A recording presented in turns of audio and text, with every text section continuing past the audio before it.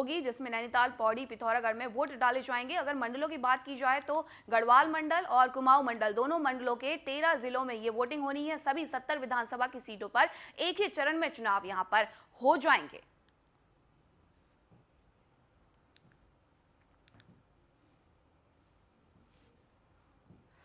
और लगातार associate editor Brijesh Srivastava हमारे साथ जुड़े हुए हैं। ब्रिजेश, देखिए, कल 13 जिलों की 70 विधानसभा सीटों पर उत्तराखंड में भी एक ही चरण में मतदान हो जाएंगे। यहां पर किस तरीके के समीकरण बनते हुए नजर आ रहे हैं? क्योंकि अगर पहले की बात करते हैं 2017 की, तो बीजेपी ने 57 सीटों पर जीत दर्ज की थी।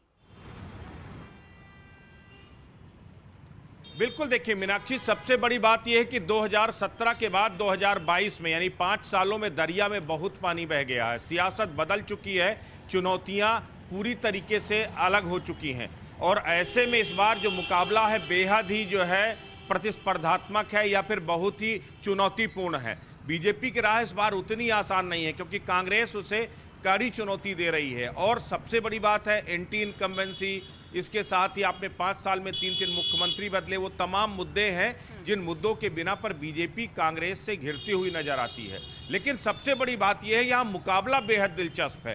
कांग्रेस और बीजेपी के लड़ाई के बीच में आम आदमी पार्टी ने मजबूती के साथ अपनी उपस्थिति दर्ज कराई है, तो कहीं ना कहीं मुकाबले कई जगह पर आपको ट्रायंगल भी देखने को मिलेंगे। लेकिन जो हॉट सीट बन चुकी है वो कुमाऊं मंडल बन चुकी है, क्योंकि कुमाऊं में मंडल में वर्तमान मुख्यमंत्री पुष्कर सिंह धामी खटीमा से चुनाव मैदान में है, तो भविष्य में होने वाले मुख्यमंत्री यानी हरीश रावत, जिनको जो है सीएम के तौर पर एक तरह से माना जा रहा है कि अगर कांग्रेस की सरकार बनती है तो सीएम हरीश रावत बन सकते हैं, अभी कांग्रेस ने घोषित नहीं किया, वो लाल कुआं से चुनाव लड़ रहे हैं और दोनों कुमाऊं मंडल की सीटें हैं।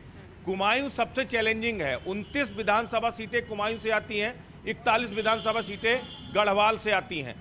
गढ़वाल में अभी भी जो आंकड़े बता रहे हैं, जो अभी एग्जिट पोल के नतीजे एग्जिट पोल आए, उसके मुताबिक गढ़वाल में तो बीजेपी कुछ बेहतर कर सकती है, लेकिन जो कुमाऊं है वहां बड़ी चुनौती है।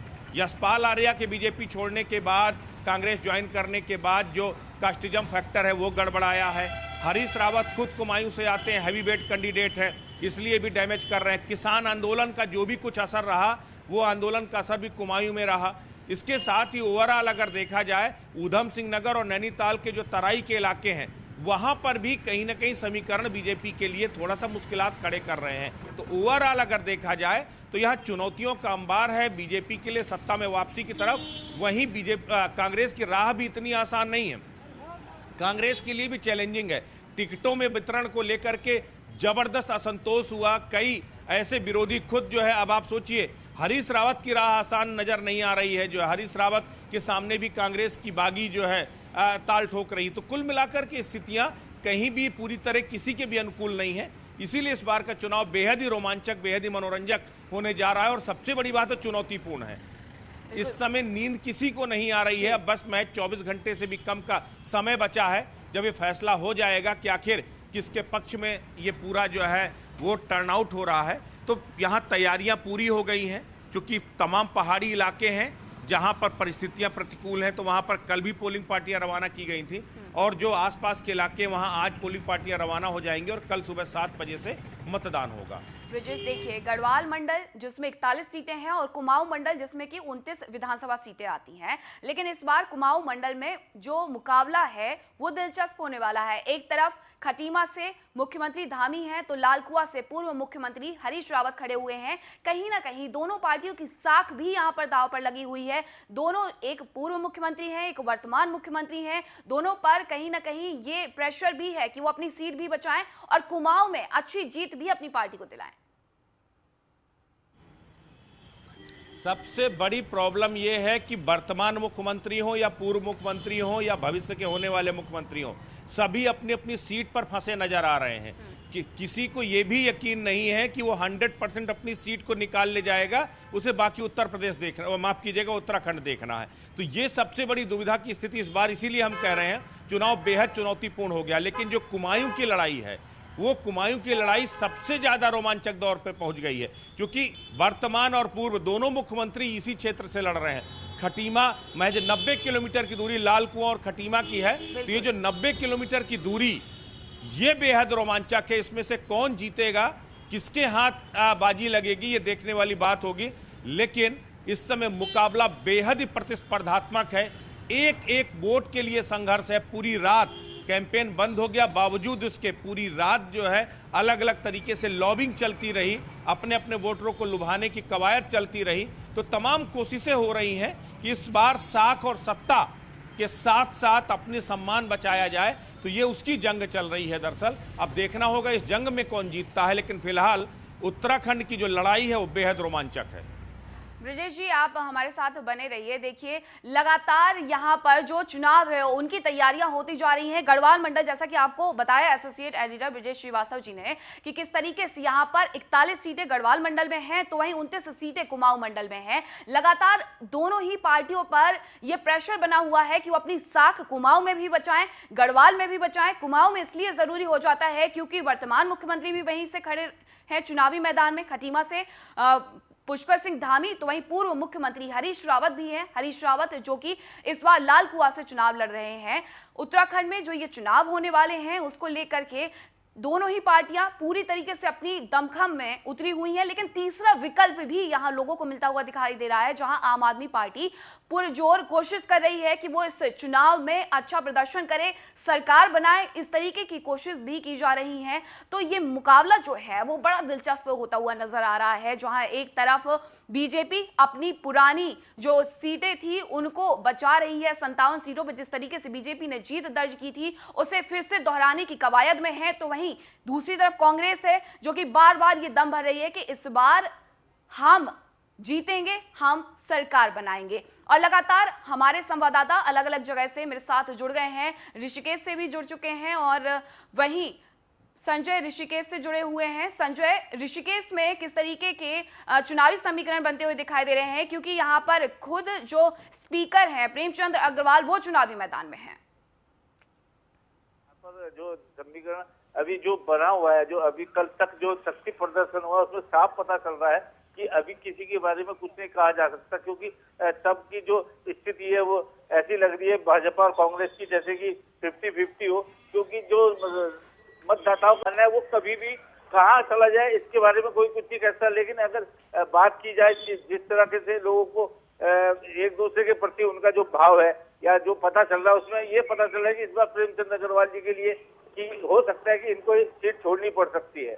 बिल्कुल, सुमित भी हमारे साथ हरिद्वार से जुड़े हुए हैं। सुमित, देखिए, हरिद्वार सीट हो, हरिद्वार ग्रामीण सीट हो, सभी दिग्गज इन सीटों पर उतरे हुए हैं। यहाँ पर किस तरीके का मुकाबला देखने को मिल रहा है? अनुपमा रावत इस बार उतरी हुई हैं, वो भी एक तरीके से अपनी जो पिता की जो हार हुई थी पिछले बार उसको भी जीत में कन्वर्ट करने की कोशिश कर रही हैं। तो उनके ऊपर इस बार ये भी प्रेशर रहेगा कि वो अपनी सीट भी बचा पाएं। बिल्कुल, हरिद्वार जनपद में 11 विधानसभाओं में 2 विधानसभा में बिल्कुल कांटे की टक्कर है और उनका पूरा अपनी सीटों को बचाने के लिए भी दांव पर लगी हुई है। क्योंकि कहीं ना कहीं जो अगर हरिद्वार विधानसभा की बात करें तो यहाँ पर बड़ा ही जबरदस्त मुकाबला चल रहा है, क्योंकि 4 बार के विधायक और पूर्व कैबिनेट मंत्री और भारतीय जनता पार्टी के प्रदेश अध्यक्ष यहां से चुनाव लड़ रहे हैं। और उसी तरह कांग्रेस से यहां पर सतपाल ब्रह्मचारी को कैंडिडेट बनाया गया है, लेकिन उनके साथ कांग्रेस की पूरी एकजुटता दिखाई दे रही है। तो टक्कर बिल्कुल कांटे की है। वहीं दूसरी तरफ हरिद्वार ग्रामीण की बात करें तो हरिद्वार ग्रामीण में पूर्व कैबिनेट मंत्री पूर्व कैबिनेट मंत्री बीजेपी के वो यहाँ पे मैदान में है और पूर्व मुख्यमंत्री हरीश रावत की पुत्री अनुपमा रावत भी यहाँ पर है, जिनको यतीश्वरानंद महाराज ने यहाँ से पिछले 2017 में पूर्व मुख्यमंत्री को हराया था। तो यहाँ पर कहीं ना कहीं एक बहुत बड़ा मुकाबला होने जा रहा है, जिसको लेकर पूरी कांग्रेस पार्टी भी यहाँ पर पूरी तरह से जुटी हुई है। क्योंकि अनुपमा रावत का साफ तौर से कहना है, ये मैं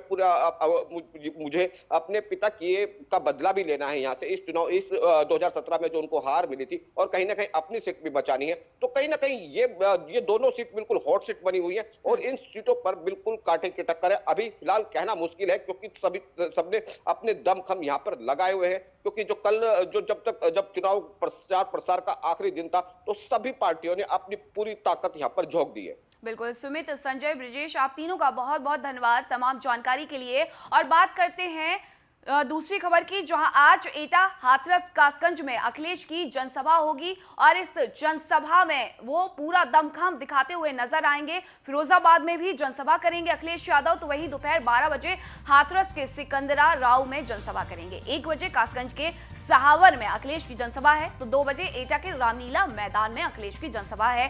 3 बजे फिरोजाबाद के सिरसागंज में अखिलेश की रैली है। तो अखिलेश यादव भी लगातार इस चुनावी मैदान में दमखम के साथ उतर रहे हैं। लगातार ये रैलियों का दौर उनका जारी है, जनसभाओं का ये दौर जारी है। इसी के तहत 2 बजे एटा के रामलीला मैदान में अखिलेश की जनसभा होगी। तो वहीं 3 बजे फिरोजाबाद के सिरसागंज में अखिलेश यादव रैली करेंगे। एटा, हाथरस, कासगंज, इन 3 जगहों पर अखिलेश की जनसभा होगी। फिरोजाबाद में जनसभा करेंगे अखिलेश यादव, तो वहीं दोपहर 12 बजे हाथरस के सिकंदरा राव में भी जनसभा करेंगे। 1 बजे कासगंज के सहावर में अखिलेश की जनसभा होगी। 2 बजे एटा के रामलीला मैदान में जनसभा को संबोधित करेंगे अखिलेश यादव। 3 बजे फिरोजाबाद के सिरसागंज में अखिलेश यादव की रैली होगी। हाथरस, फिरोजाबाद, एटा में पूर्व मुख्यमंत्री अखिलेश यादव जनसभा करते हुए आज नजर आएंगे।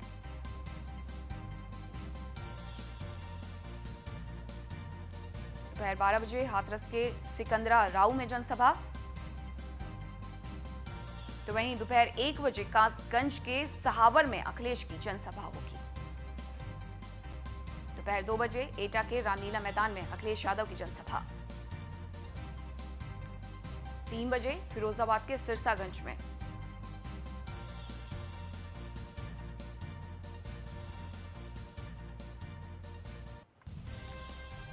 तो आज पूर्व मुख्यमंत्री जो हैं अखिलेश यादव चुनावी जनसभा करते हुए वो नजर आएंगे। इस दौरान लगातार लोगों को संबोधित करेंगे, जनसभाएं करेंगे और समाजवादी पार्टी के पक्ष में माहौल बनाने की वो पूरी कोशिश करेंगे। और अधिक जानकारी के साथ कासगंज से हमारे संवाददाता आयुष भारद्वाज जुड़ चुके हैं। आयुष, कासगंज में आज अखिलेश यादव पहुंचेंगे, वहां पर वो चुनावी जनसभा को संबोधित भी करेंगे और समाजवादी पार्टी के पक्ष में, गठबंधन के पक्ष में माहौल बनाते हुए नजर आएंगे। इस बार कासगंज में क्या मुद्दे हैं और किन मुद्दों को उठा करके वो लोगों के बीच जाएंगे, लोगों को संबोधित करेंगे और पार्टी के पक्ष में माहौल बनाने की कोशिश करेंगे? बिल्कुल निश्चित तौर पर सपा सुप्रीमो अखिलेश यादव आज कासगंज पहुंचेंगे, जहां पर सहावर के फरौली में वो जनसभा को संबोधित करेंगे। वहां पर कासगंज विधानसभा के तीनों प्रत्याशियों के पक्ष में मतदान करने की वो अपील करेंगे। अखिलेश यादव का दौरा बेहद खास हो जाता है कि जब वो सहावर के फरौली में पहुंचते हैं, क्योंकि वो वहां से कार्यकर्ताओं में जोश भरेंगे। जीत का दावा बिल्कुल अखिलेश यादव कर रहे हैं। वहां से वो कार्यकर्ताओं को जीत का मंत्र देंगे और जो कार्यकर्ता है उनमें जो है जोश भरेंगे, वहां से रणनीति बनाएंगे।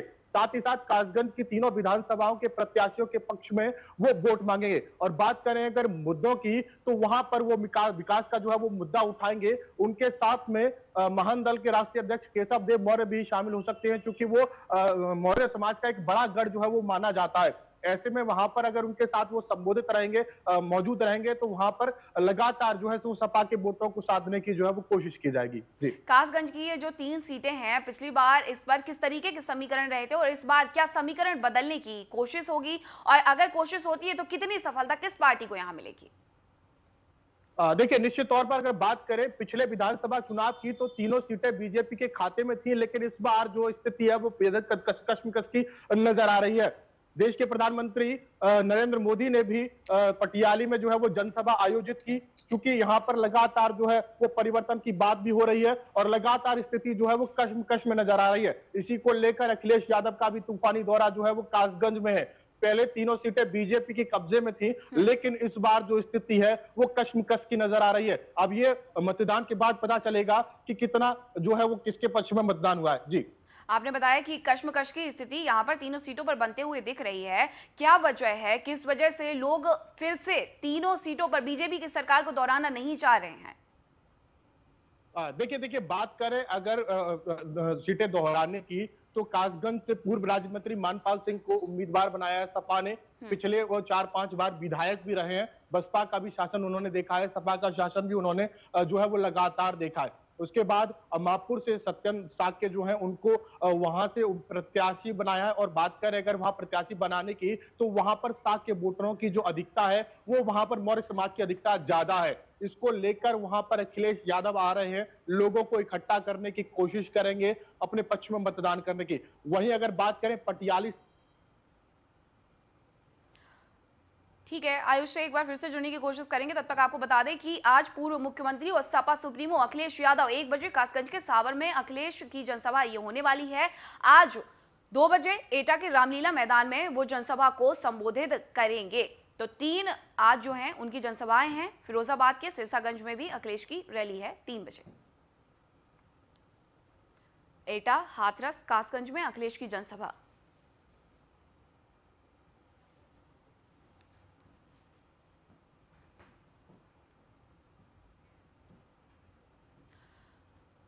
और हमारे साथ अधिक जानकारी के साथ शुभम गुप्ता भी हाथरस से जुड़ चुके हैं। शुभम, कासगंज की बात हम कर चुके हैं आयुष के साथ, लेकिन अगर शुभम इस बार हाथरस का देखते हैं, हाथरस का मुद्दा आपने देखा पिछले दिनों कितना ज्यादा गरमाया हुआ था, तो क्या इसे भी समाजवादी पार्टी के जो मुखिया हैं वो भुनाने की कोशिश करते हुए नजर आएंगे?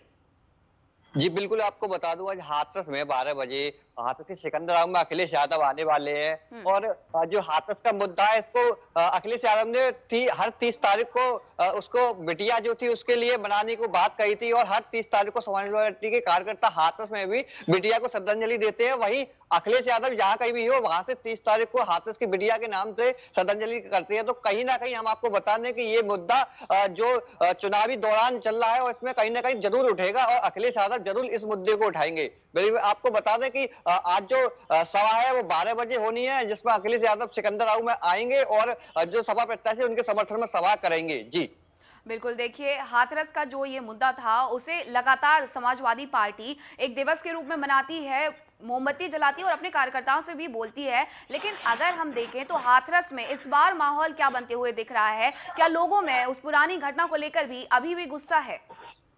जी, आपको बता दें कि जो क्षेत्र है अगर हम बात करें उस क्षेत्र की, तो उस क्षेत्र के आसपास की बात करें तो वहां भी काफी जो हाथरस विधानसभा है वहां पर ये चीज आती है। लेकिन पूरे जिले में उस मुद्दे को बनाया हुआ है और जो विपरीत पार्टियां हैं, जितनी विपक्षी पार्टियां हैं, वह सब इसको मुद्दे को बनाने की कोशिश करती हैं और उसी मुद्दे पर बात करती हैं। अगर कहीं भी कोई भी नेता आता है किसी भी पार्टी से हो, वो जरूर इस मुद्दे को जरूर चर्चा करता है। आयुष, आज जो पूर्व मुख्यमंत्री और सपा सुप्रीमो है उनकी जनसभा होने वाली है, लगातार मुद्दों को यहां बुलाने की कोशिश की जाएगी। शुभम, आयुष, आप दोनों का बहुत बहुत धन्यवाद तमाम जानकारी के लिए।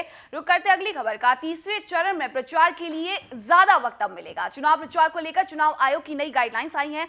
सुबह 6 बजे से रात के 10 बजे तक प्रचार की अनुमति दी गई है और मैदान में 50% के साथ रैली कर सकेंगे अब नेता। कोरोना के कम होते केस को लेकर नई गाइडलाइन जारी की गई है।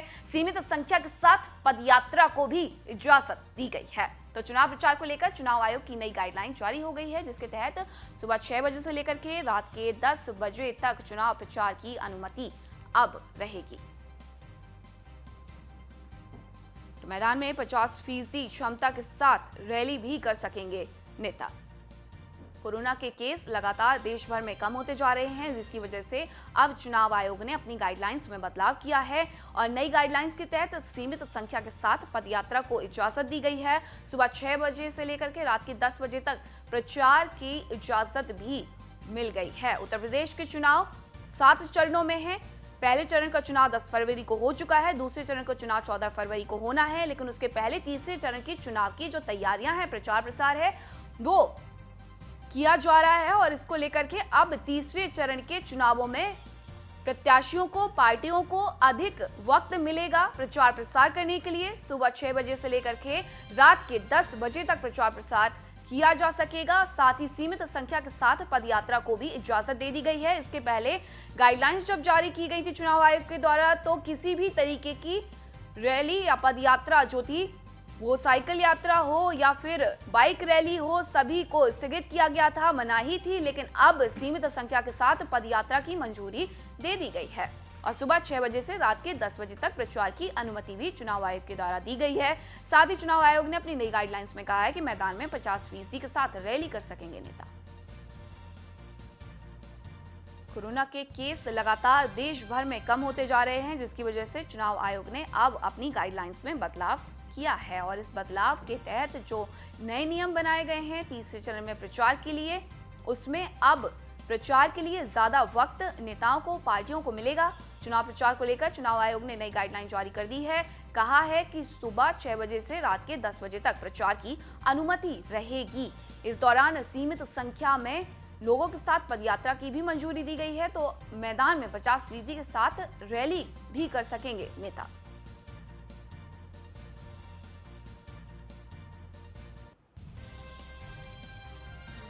तो सीमित संख्या के साथ पदयात्रा को भी इजाजत दे दी गई है।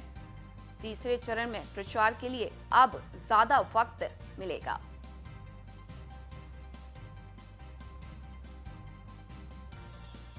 नई गाइडलाइंस जारी की गई हैं। सुबह 6 बजे से रात के 10 बजे तक प्रचार की अनुमति रहेगी। सीमित लोगों के साथ पदयात्रा की भी अनुमति रहेगी, तो वहीं मैदान में 50% के साथ रैली भी कर सकेंगे नेता।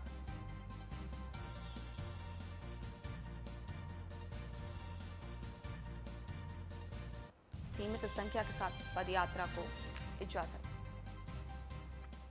और हमारे साथ अधिक जानकारी के साथ एसके वाजपेयी लखनऊ से जुड़ चुके हैं। एसके, तीसरे चरण में प्रचार के लिए अब ज्यादा वक्त मिलेगा क्योंकि चुनाव आयोग ने अपनी गाइडलाइंस में बदलाव कर दिया है।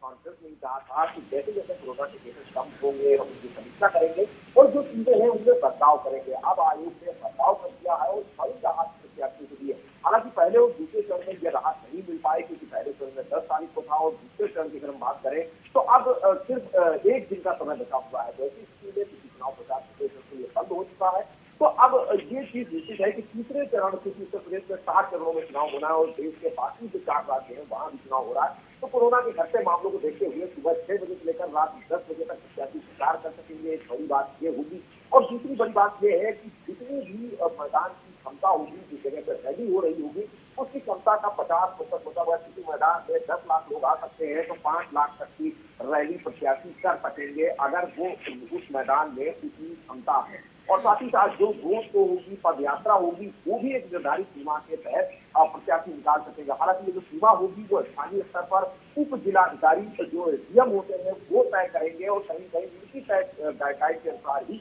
प्रत्याशी रोड शो साथ ही साथ पदयात्रा निकाल सकेंगे। तो निश्चित है कहीं कहीं आयोग ने बड़ी राहत प्रत्याशियों को दी है क्योंकि लगातार जिस तरीके से उत्तर प्रदेश में और देश के बाकी राज्यों में चुनाव की प्रक्रिया आगे बढ़ रही है, पहले और दूसरे चरण का चुनाव होने जा रहा हो चुका है और दूसरे चरण का होने जा रहा है, तो ऐसी स्थिति में कहीं न कहीं जो बाकी चरण है उन प्रत्याशियों को जरूर आयोग की तरफ से राहत दी गई है। हालांकि अब समय ज्यादा मिलेगा। देखना ये है और प्रशासन की यदि तरक्की होगी किस तरीके से वो क्षमता को निर्धारित करते हैं और कैसे लोगों को सोशल डिस्टेंसिंग कराते हैं और कैसे उन सारी चीजों को फॉलो कराते हैं। लेकिन ये जरूर है कहीं कहीं दूसरे हैंड पर देखेंगे तो ये जरूर है कि आयोग की तरफ से मिली अनुमति के बाद कहीं कहीं अब बड़ी रैलियां उत्तर प्रदेश समेत देश के बाकी राज्यों में भी शुरू होंगी और प्रत्याशी कहीं कहीं अपने पक्ष में प्रचार कर सकेंगे। जो स्टार प्रचारक हैं विभिन्न पार्टियों के, वो भी अब जनता से रैली के जरिए अपना संदेश पहुंचा सकेंगे। तो देखना यह है कि किस तरीके से प्रशासन इन सारी चीजों की व्यवस्थाएं करता है कि एक संख्या निर्धारित रहे, उससे ज्यादा लोग मैदान में न पहुंचेंगे, उससे ज्यादा लोग जो पदयात्रा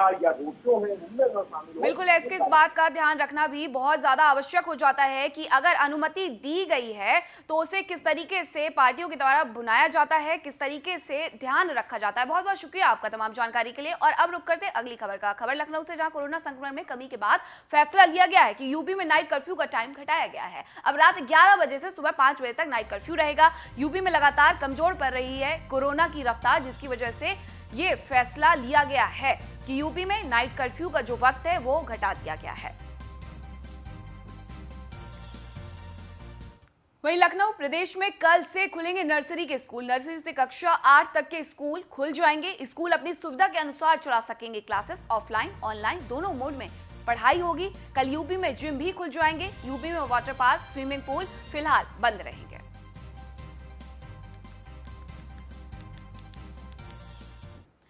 खबर प्रयागराज से, जहां दबंगों की दबंगई देखने को मिली है। एक युवक को सरेराह पीट रहे दबंग। युवक पीटता देख जनता मूक दर्शक बनी रही। कोतवाली थाना क्षेत्र के सूरज कुंड चौकी का पूरा मामला है।